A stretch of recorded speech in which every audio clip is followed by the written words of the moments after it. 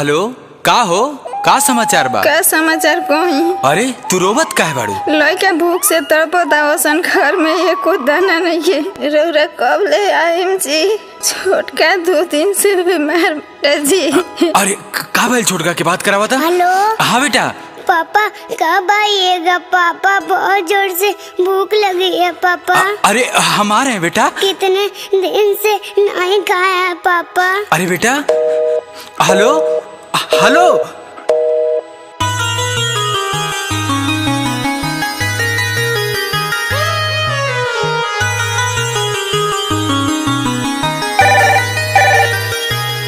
Hello. अरे का भइल हो? अरे तू रोवत काहे बाड़ू?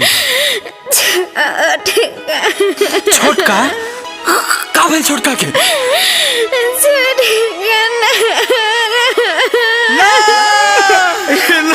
हो सकत।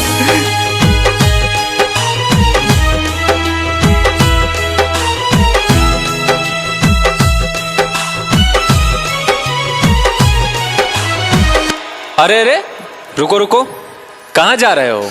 साहेब हम गांव जा रहे हैं। लॉकडाउन है, तुमको पता नहीं है? हाँ साहेब, लॉकडाउन है हमको पता है, लेकिन मेरा बच्चा। अरे जाने दीजिए सर, इसका बच्चा भूखा होगा। नहीं नहीं साहब, मेरा बच्चा भूखा नहीं है। मेरा बच्चा तो भूख से मर गया साहेब। और हाँ साहेब, आप कहेंगे तो यहीं रुक जाएंगे साहेब। अब घर जाकर करेंगे भी क्या?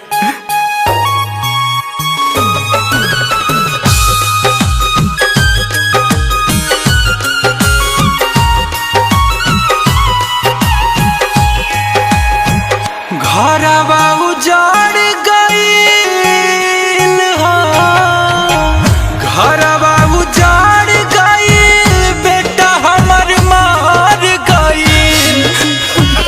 घरवा उजाड़ गईल, बेटा हमर मार गईल। मुहावा त देखे पैनी ना, अब ना बबुआ जाके करब घर का। अब ना बबुआ जाके करब घर का।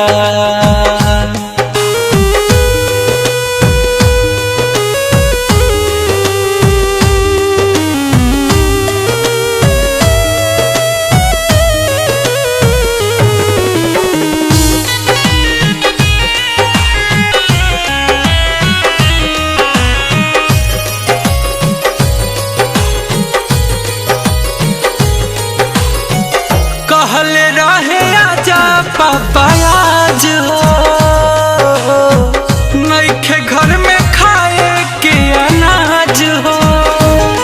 अब चल जाई जान पापा भूख से, नहीं केहू पूछता बे पापा मुख से। सुगावा के जान गईल, दुनिया बिरान भइल। सुगावा के जान गईल, दुनिया बिरान भइल। मिलल कौने पाप के सजा, अब ना बबुआ जाके करब घर का। अब ना बबुआ जाके करब घर का।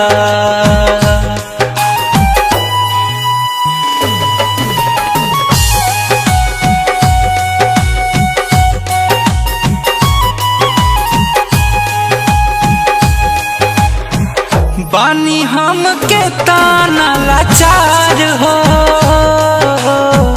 करे नहीं पाइब संस्कार हो।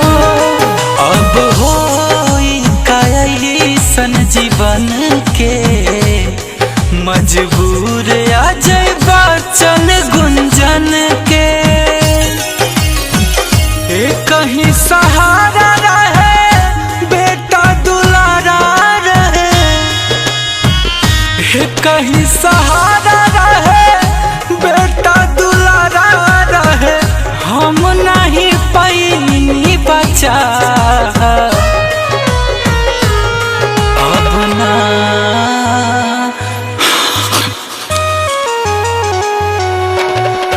जाके करब घर का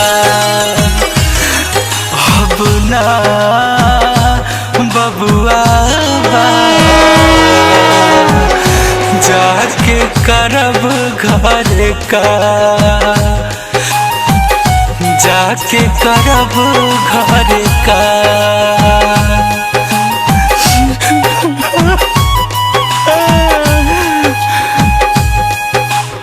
भैया हम गुंजन सिंह कोरोना के वैश्विक महामारी में बहुत लोगन के जान गई। यही में एगो लाचार गरीब मजदूर जेकर बेटा भूख से तड़प तड़प के मर गई, और ई गाना में ओहे मजदूर के दर्द रहे।